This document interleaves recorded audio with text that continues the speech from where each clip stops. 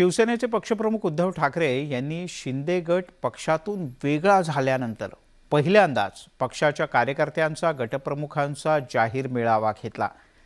गटप्रमुखांना मार्गदर्शन करताना उद्धव ठाकरे यांनी शिंदे गट आणि भाजपवर चौफेर हल्ला चढवला। दसरा मेळावा परंपरेप्रमाणे शिवतीर्थावरतीच होणार असा निर्धारही त्यांनी व्यक्त केला। भाजपने काय माणसं धुवायची लॉन्ड्री काढलेली आहे काय? मुंबई महापालिका निवडणूक महिन्याभरात घेऊन दाखवा। आज सुद्धा दिल्लीत गेलेत, पण दिल्लीत मुंजरा आणि गल्लीत गोंधळ। गाईच्या आचळाला लागलेली गोचिड सुद्धा दूध नाही तर ती रक्त पिते, तशा या गोचिडी होत्या। दसरा मेळाव्याचा ट्रेलरच उद्धव ठाकरेंनी दाखवला। गोरेगावच्या नेस्को संकुलात गटप्रमुखांना मार्गदर्शन करताना उद्धव ठाकरेंनी शिंदे गटाला जोरदार तडाखा दिलाय। शिंदे गट पक्षातून वेगळा झाल्यानंतर उद्धव ठाकरे पहिल्यांदाच जाहीर कार्यक्रमात सहभागी झाले। अपेक्षेप्रमाणे त्यांनी शिंदे गटावर तोफ डागली। मुलं पळवणारी टोळी ऐकले, पण बाप पळवणारी औलाद सध्या महाराष्ट्रामध्ये फिरते। उद्धव ठाकरेंनी भाजपलाही खडे बोल सुनावले। मुंबई गिळायला निघालेली गिधाडं असा उल्लेख करून भाजपच्या मिशन मुंबईवर त्यांनी जोरदार टीका केली। मी कमळाबाई आज पहिल्यांदा बोललो। का बोललो माहितीये तुम्हाला? कारण त्यानं मला जाणीव करून द्यायचे कमळाबाईला की ही शिवसेना बाळासाहेबांची नाहीये। कमळाबाई शब्द माझा नाही, कमळाबाई शब्द हा बाळासाहेबांनी दिलेला आहे। ज्यांच्यावर भ्रष्टाचाराचे आरोप केले त्यांनाच सोबत घेतलं जातंय याची उद्धव ठाकरेंनी आठवण करून दिली। ज्या महिला खासदारावरती आरोप केले, भ्रष्टाचारी म्हणून आरोप केले, तुम्हाला या 1.25 कोटी अब्ज काय असेल ती लोकसंख्या, त्याच्यामध्ये हीच बहीण मिळाली राखी बांधायला। शिवसेनेला आता नव्यानं सुरुवात करावी लागणार आहे आणि हेच उद्धव ठाकरेंनी यावेळी सांगितलं। तसंच लढाईला तयार असल्याचं जाहीर केलं। अमित शहांना आव्हान देतोय, तुमचे चेले चपाटी इकडे जे बसलेले आहेत ना, त्यांना सांगा हिम्मत असेल तर मुंबई महापालिका निवडणूक महिन्याभरात घेऊन दाखवा। मुंबई महापालिका निवडणुकीत शिवसेनेची थेट लढत भाजपसोबत होणार आहे। मुंबई महापालिकेत भाजपला विजय मिळवायचा आहे तर शिवसेनेला महापालिका राखायची आहे आणि त्यामुळेच सत्तांतरानंतर पहिल्यांदाच मैदानात उतरलेल्या उद्धव ठाकरेंनी भाजपवर निशाणा साधला। एकंदरीतच निवडणुका जसजशा जवळ येतील तसतसा हा संघर्ष अधिक तीव्र होत जाईल। Bureau report, news 18 Lokmat. Shiv Sena पक्षप्रमुख उद्धव ठाकरे यांनी शिंदे गट पक्षातून वेगळा झाल्यानंतर पहिल्यांदाच मेळावा घेतला। गटप्रमुखांना त्यांनी मार्गदर्शन केलं आणि भाजपवर हल्ला चढवला।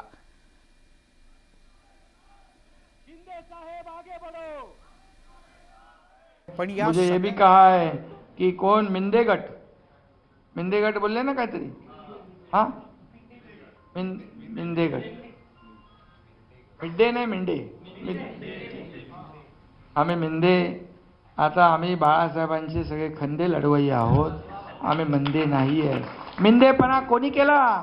सरकार बनवण्यासाठी काँग्रेस राष्ट्रवादी बरोबर कोण गेलं हे सगळा महाराष्ट्र आणि देश बघतोय।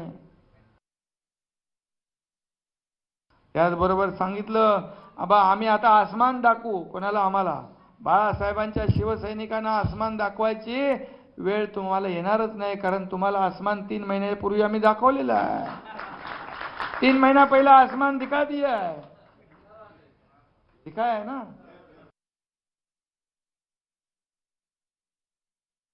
आम्ही ठेचा खाऊनच मोठे झालोय, म्हणून तर त्यांना ठेचलंय। ठेचा खाऊन मोठे झालो, ठेचा खाऊन मोठे झालो म्हणून त्यांना ठेचलंय ना आपल्या लोकांनी। एवढी सत्ता महाविकास आघाडी खाली पाडण्याचं काम हे काय छोटं काम नव्हतं, मोठं काम होतं। आम्हाला म्हटलंय बाप चोरणारी टोळी, खरं म्हणजे आम्हाला अभिमान आहे। आम्ही बाळासाहेब आमचे कुटुंब प्रमुख होते आणि बाळासाहेबांचे विचार पुढे घेऊन जाणारे आम्ही सैनिक आहोत आणि आम्हाला बाप चोरणारी टोळी म्हणता, पण आपण बापाचा पक्ष आणि विचार विकणारी टोळी आहे का? मग असं आम्ही म्हणायचं का? असं आम्ही म्हणायचं? त्यामुळे उद्धव ठाकरे यांनी जेवढ्या आक्रमकपणे आरोप केले तेवढ्याच आक्रमकपणे एकनाथ शिंदे यांनी सुद्धा सगळ्या आरोपांना प्रत्युत्तर दिलं। मुख्यमंत्री एकनाथ शिंदे यांनी केलेल्या भाजप शिवसेना युती ही पूर्णतः नैसर्गिक असल्याचा दावा ज्येष्ठ नेते गजानन कीर्तीकर यांनी केला। विशेष म्हणजे कीर्तीकर हे शिवसेना मेळाव्याला उपस्थित होते। यावेळेला प्रसारमाध्यमांनी त्यांना विचारलेल्या प्रश्नावर त्यांनी आपली भूमिका ही भाजप शिवसेना नैसर्गिक युतीचीच आहे अशी भूमिका मांडली।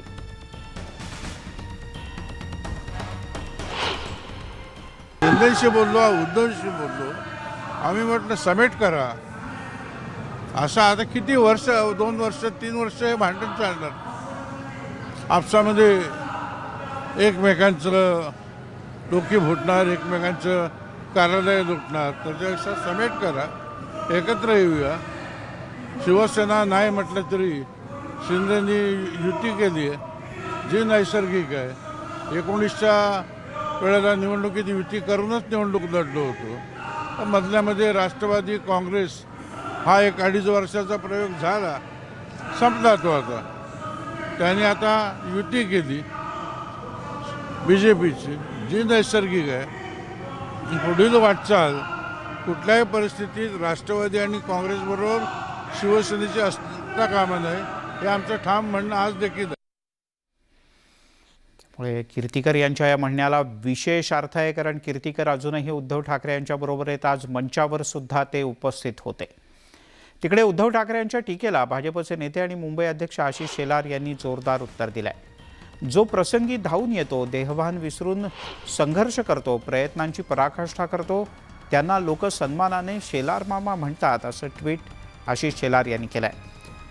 तसंच जे काहीच करत नाहीत, जे घरातून बाहेर पडत नाहीत, त्यांना लोक सन्मानानं घरीच बसवतात अशी टीकाही त्यांनी केली। आशिष शेलार यांनी ट्विटरवर काय म्हटलंय आपण पाहूयात। मुंबईकरांना बदल हवाय, मुंबईकरांचं ठरलंय म्हणून काही जणांचं पित्त खवळलंय। मुंबई जिंकायला पंतप्रधान नरेंद्र मोदी आणि केंद्रीय गृहमंत्री अमित भाई शहा येणार आहेत म्हणून तुम्ही ठरवलंय आणि तुम्ही आधीच घाबरून गेलात की काय? अहो, यावेळेला मुंबई ही मुंबईकरांना जिंकायचे। भाजप मुंबईकरांसाठी लढणार आहे। मुंबईचा ताळेबंद मांडायचा झाला तर बरेच मुद्दे मांडता येतील आणि महापालिकेचा ताळेबंद मांडायचा तर सत्ताधीशांच्या भ्रष्टाचाराचं पारडं जड ठरेल। हिशेब होणारच आहे सगळ्यांचे, ते आम्ही नाही मुंबईकर करणार आहे। तिकडे उद्धव ठाकरे यांच्या टीकेला भाजपचे नेते आमदार अतुल भातखळकर यांनी जोरदार प्रत्युत्तर दिलंय। उद्धव ठाकरेंच्या टोमण्या मेळाव्यात त्यांना भारतीय जनता पार्टीच्या भ्रष्टाचाराची चिंता पडली आहे।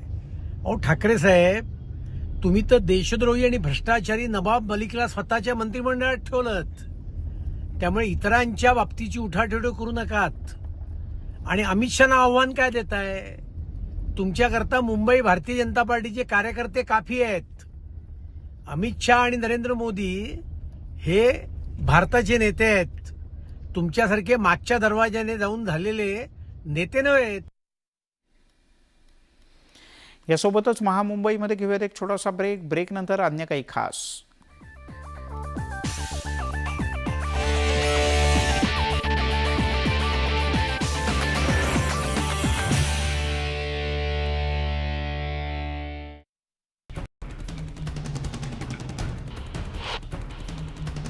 सोमवारी युक्रेनच्या राष्ट्रपतींच्या अधिकृत टेलिग्राम चॅनलवर अणुऊर्जा प्रकल्पाजवळ क्षेपणास्त्र हल्ला दर्शवणारा व्हिडिओ शेअर करण्यात आलाय। युक्रेनच्या अणुऊर्जा संस्थेनं सांगितलंय की सोमवारी पहाटे रशियन क्षेपणास्त्र हल्ल्याने दक्षिण मायकोलाइव्ह प्रदेशातील अणुऊर्जा प्रकल्पासह औद्योगिक संकुलाला मोठी हानी झालेली आहे। अणुऊर्जा प्रकल्पापासून अवघ्या 300 मीटर अंतरावर हा हल्ला झाल्यानं औद्योगिक संकुलामधील इमारतींच्या 100हून अधिक खिडक्या फुटल्यात। या हल्ल्यामुळे जवळचा जलविद्युत प्रकल्पही तात्पुरता बंद झालाय, पण अणुप्रकल्पाच्या अणुभट्ट्यांवर त्यांचा परिणाम झालेला नाहीये।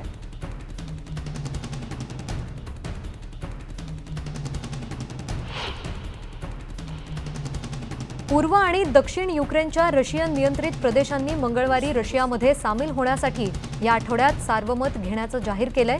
लुहान्स्क प्रदेशातील प्रशासनानं सांगितलं की सार्वमत सप्टेंबरमध्येच घेतलं जावं। आम्ही सर्वजण गेल्या 8 वर्षांपासून रशियामध्ये सामील होण्यासाठी या सर्व मताची वाट पाहत आहोत, असं लुहान्स्कचे रशिया नियुक्त प्रमुख लिओनिड पासेचनिक म्हणाले। डोनेत्स्क पीपल्स काउन्सिलनं सार्वमतासाठी मतदान घेण्याची प्रक्रिया सुरू करण्यासाठी हालचाली सुरू केल्यात।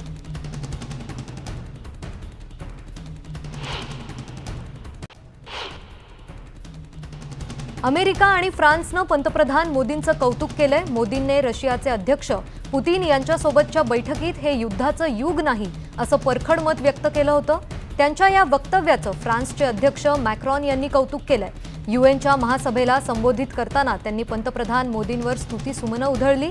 अमेरिकेच्या राष्ट्रीय सुरक्षा सल्लागारांनीही मोदींचं वक्तव्य अनेकांच्या डोळ्यात अंजन घालणारं असल्याचं म्हटलंय.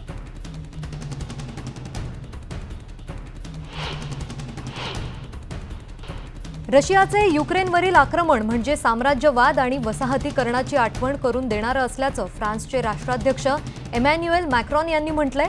न्यूयॉर्कमध्ये संयुक्त राष्ट्राच्या महासभेत ते बोलत होते. युद्ध किंवा शांतता यापैकी एका पर्यायाची आपल्याला निवड करायची आहे. रशिया सुरक्षा परिषदेचा स्थायी सदस्य आहे. युक्रेनवर केलेल्या आक्रमणामुळे रशियानं सामूहिक सुरक्षेचं उल्लंघन केल्याचं ते म्हणालेत. ज्यांनी या युद्धाबाबत तटस्थ राहण्याचं ठरवलंय त्यांची चूक केल्याचं परखड मत मॅक्रॉन यांनी व्यक्त केलं.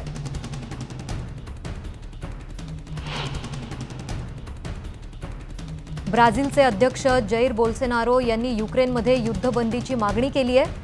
महासभेच्या सर्वसाधारण चर्चेत ते बोलत होते. संकटाचे आर्थिक परिणाम कमी करण्यासाठी आवश्यक सर्व प्रयत्नांना आमचं समर्थन असल्याचं ते म्हणाले. यासाठी निर्बंधाची ठोस अंमलबजावणी होणं गरजेचं असल्याचं त्यांनी सांगितलंय. तसंच जागतिक शांतता मिळवायची असेल तर संयुक्त राष्ट्रांमध्ये सुधारणा आवश्यक आहे. व्हेनेझुएलातील संकटांचाही उल्लेख त्यांनी केलाय आणि ब्राझीलने तिथल्या नागरिकांना जीवन पुन्हा सुरू करण्याची संधी शोधणाऱ्यांसाठी आपली सीमा खुली केल्याचं ते म्हणाले. 2018 पासून 60 लाख नागरिकांना व्हेनेझुएलातून बाहेर पडावं लागलंय. त्यापैकी बरेच जण ब्राझीलमध्ये आले. आमच्या ऑपरेशन वेलकम मोहिमेची आंतरराष्ट्रीय स्तरावर प्रशंसा झाल्याचं त्यांनी सांगितलंय.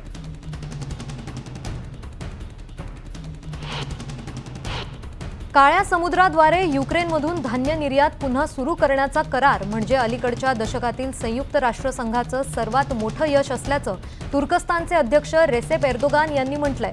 महासभेच्या सर्वसाधारण चर्चेत ते बोलत होते. कोरोना काळात आपण खूप गोष्टी शिकलो. त्यातला एक मोठा धडा जागतिक स्तरावर भेसावणाऱ्या धोक्याचं निराकरण, आंतरराष्ट्रीय एकता प्रस्थापित करून त्याला सामोरं जाणं. जागतिक अर्थव्यवस्थेवर या आधीच अशा संकटांचा प्रभाव पडत आलाय. कोरोनामुळे निर्माण झालेल्या पुरवठा साखळी, रशिया युक्रेन युद्धामुळे आणखी एक नवं संकट निर्माण झाल्याचं ते म्हणाले.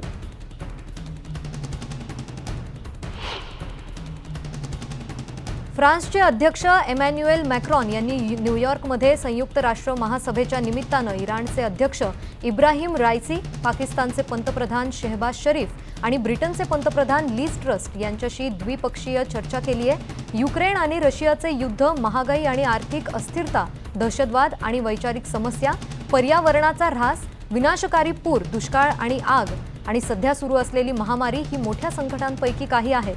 उपस्थित नेत्यांची भाषणं मंगळवारी सुरू झाली आणि सोमवारपर्यंत चालतील.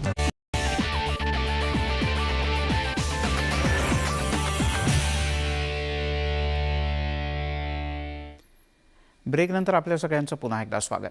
राजभवनात महाराष्ट्राचे राज्यपाल भगतसिंग कोश्यारी यांनी लिहिलेल्या एका पुस्तकाचं प्रकाशन आज करण्यात आलं. माजी राष्ट्रपती रामनाथ कोविंद यांनी या पुस्तकाचं प्रकाशन केलं. यावेळेला महाराष्ट्राचे उपमुख्यमंत्री देवेंद्र फडणवीसही उपस्थित होते.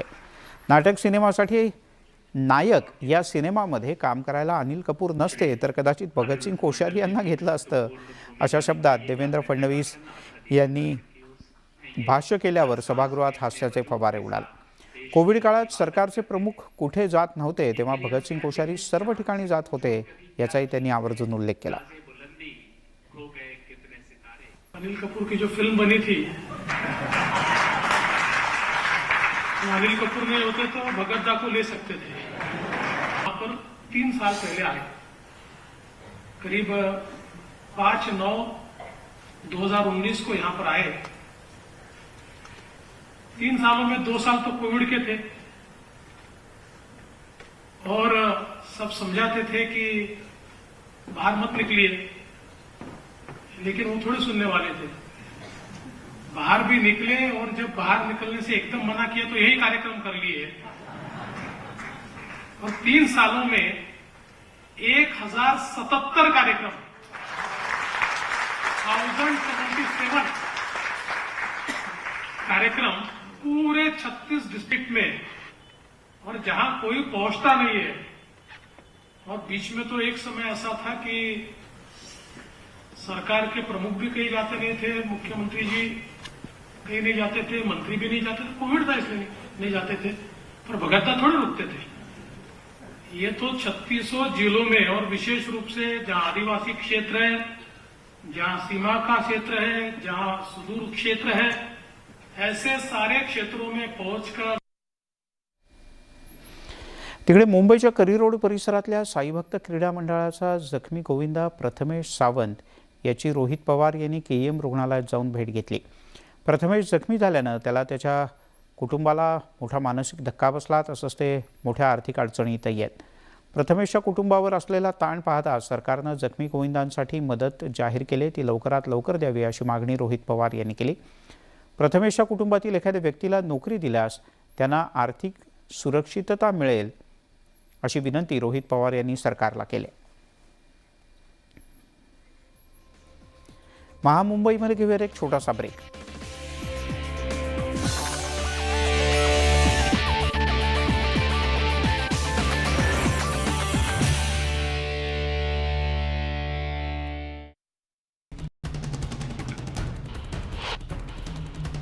सोमवारी युक्रेनच्या राष्ट्रपतींच्या अधिकृत टेलिग्राम चॅनलवर अणुऊर्जा प्रकल्पाजवळ क्षेपणास्त्र हल्ला दर्शवणारा व्हिडिओ शेअर करण्यात आलाय।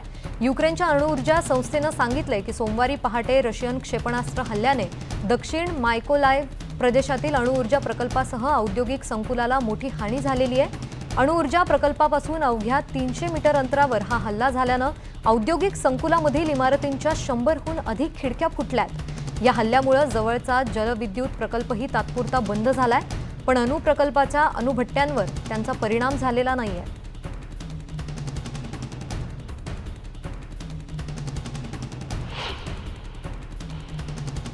पूर्व आणि दक्षिण युक्रेनच्या रशियन नियंत्रित प्रदेशांनी मंगळवारी रशियामध्ये सामील होण्यासाठी या आठवड्यात सार्वमत घेण्याचं जाहीर केलंय। लुहान्स्क प्रदेशातील प्रशासनानं सांगितलं की सार्वमत सप्टेंबरमध्येच घेतलं जावं। आम्ही सर्वजण गेल्या 8 वर्षांपासून रशियामध्ये सामील होण्यासाठी या सर्व मताची वाट पाहत आहोत, असं लुहान्स्कचे रशिया नियुक्त प्रमुख लिओनिड पासेचनिक म्हणाले। डोनेत्स्क पीपल्स काउन्सिलनं सार्वमतासाठी मतदान घेण्याची प्रक्रिया सुरू करण्यासाठी हालचाली सुरू केल्यात।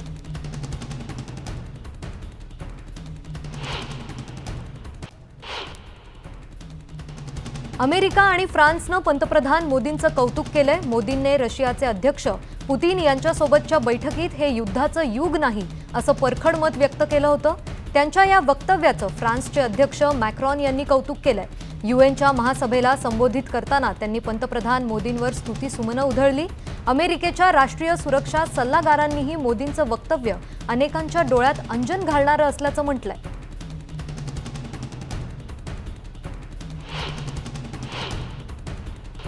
रशियाचे युक्रेनवरील आक्रमण म्हणजे साम्राज्यवाद आणि वसाहतीकरणाची आठवण करून देणारं असल्याचं फ्रान्सचे राष्ट्राध्यक्ष इमॅन्युएल मॅक्रॉन यांनी म्हटलंय। न्यूयॉर्कमध्ये संयुक्त राष्ट्राच्या महासभेत ते बोलत होते। युद्ध किंवा शांतता यापैकी एका पर्यायाची आपल्याला निवड करायची आहे। रशिया सुरक्षा परिषदेचा स्थायी सदस्य आहे। युक्रेनवर केलेल्या आक्रमणामुळे रशियानं सामूहिक सुरक्षेचं उल्लंघन केल्याचं ते म्हणाले। ज्यांनी या युद्धाबाबत तटस्थ राहण्याचं ठरवलंय त्यांची चूक केल्याचं परखड मत मॅक्रॉन यांनी व्यक्त केलं।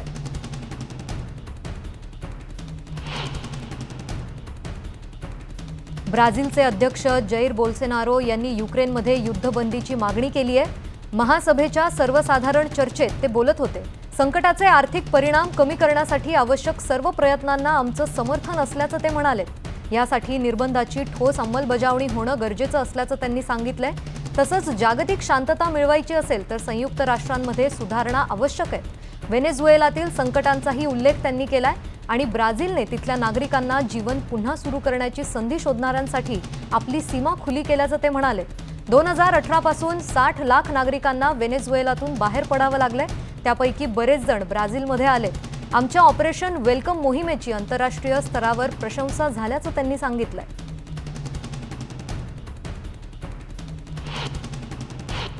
काळ्या समुद्राद्वारे युक्रेनमधून धान्य निर्यात पुन्हा सुरू करण्याचा करार म्हणजे अलीकडच्या दशकातील संयुक्त राष्ट्रसंघाचं सर्वात मोठं यश असल्याचं तुर्कस्तानचे अध्यक्ष रेसेप एर्दोगान यांनी म्हटलंय। महासभेच्या सर्वसाधारण चर्चेत ते बोलत होते। कोरोना काळात आपण खूप गोष्टी शिकलो, त्यातला एक मोठा धडा जागतिक स्तरावर भेसावणाऱ्या धोक्याचं निराकरण आंतरराष्ट्रीय एकता प्रस्थापित करून त्याला सामोरं जाणं. जागतिक अर्थव्यवस्थेवर याआधीच अशा संकटांचा प्रभाव पडत आलाय.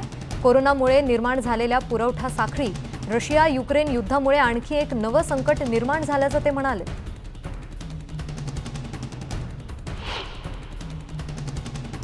फ्रान्सचे अध्यक्ष एमॅन्युएल मॅक्रॉन यांनी न्यूयॉर्कमध्ये संयुक्त राष्ट्र महासभेच्या निमित्तानं इराणचे अध्यक्ष इब्राहिम राईसी, पाकिस्तानचे पंतप्रधान शेहबाज शरीफ आणि ब्रिटनचे पंतप्रधान लीज ट्रस यांच्याशी द्विपक्षीय चर्चा केली आहे. युक्रेन आणि रशियाचे युद्ध, महागाई आणि आर्थिक अस्थिरता, दहशतवाद आणि वैचारिक समस्या, पर्यावरणाचा ऱ्हास, विनाशकारी पूर, दुष्काळ आणि आग आणि सध्या सुरू असलेली महामारी ही मोठ्या संकटांपैकी काही आहेत. उपस्थित नेत्यांची भाषणं मंगळवारी सुरू झालीत आणि सोमवारपर्यंत चालतील.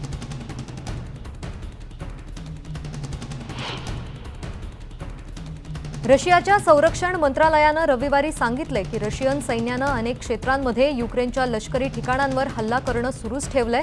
तर युक्रेनच्या सैन्यानं दावा केलाय की त्यांच्या सैन्यानं खार्किव प्रदेशातील ओस्किल नदी ओलांडली आहे आणि नदीच्या दोन्ही बाजू सध्या युक्रेनच्या नियंत्रणात आहेत. संरक्षण मंत्रालयाचे प्रवक्ते इगोर कोनाशेव्कोव्ह यांनी सांगितलंय की रशियन सैन्याने खार्किव प्रदेशात हजारो तोफखाना असलेल्या युक्रेनियन दारुगोळा डेपोवर हल्ला केलाय. रशियन हवाई संरक्षण यंत्रणांनी वेगवेगळ्या भागात अनेक ड्रोन खाली पाडलेत.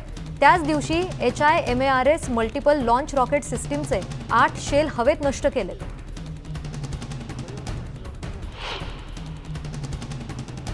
काम्यंका हे इझियमच्या दक्षिणेकडील एक छोटंसं गाव आहे जिथे भीषण युद्ध झाली आहेत. काम्यंका गावात स्फोटकांचा मोठा धोका आहे. तिथे राहणाऱ्या 1200 लोकांपैकी सध्या फक्त 10 लोक शिल्लक आहेत. 24 फेब्रुवारी रोजी युद्ध सुरू झाल्यानंतर रशियन सैन्यानं पहिल्यांदा ताब्यात घेतलेल्या भागांमध्ये हा भाग होता आणि कब्जा करणाऱ्या सैन्याचं हे कमांड सेंटर बनलंय. मार्चच्या सुरुवातीस शहर जवळजवळ पूर्णपणे अलिप्त झालं होतं. मोबाईल फोनला नेटवर्क नाही, वीज नाही. रहिवाशांना युद्धात काय चाललंय, त्यांचे नातेवाईक जिवंत आहेत की नाही, युक्रेन अजूनही आहे की नाही हे माहीतही नव्हतं.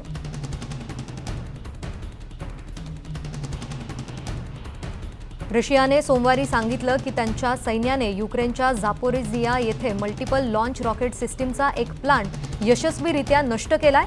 तर युक्रेननं दावा केलाय की पूर्वेकडील आघाडीवरील रशियन आक्रमण यशस्वीपणे थांबवण्यात यश आलेलं आहे. रशियन संरक्षण मंत्रालयाचे प्रवक्ते इगोर कोनाशेकोव्ह यांनी सोमवारी एका ब्रीफिंगमध्ये सांगितलंय की पूर्वेकडील आघाडीवरील रशियन एरोस्पेस फोर्सेसनं गेल्या 24 तासात डोनेत्स्क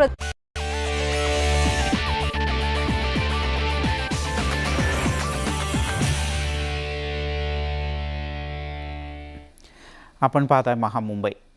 मुंबईतल्या घाटकोपरमध्ये एका ओला चालकानं तब्बल 8 जणांना उडवलं. घाटकोपरच्या सुधा पार्क परिसरात हा भीषण अपघात घडला. ओला चालकानं 3 रिक्षा, 1 टेम्पो आणि 2 बाईकला जोरदार धडक दिली. जखमींच्यामध्ये 3 विद्यार्थ्यांचाही समावेश आहे. ओला चालकाला ताब्यात घेण्यात आलाय.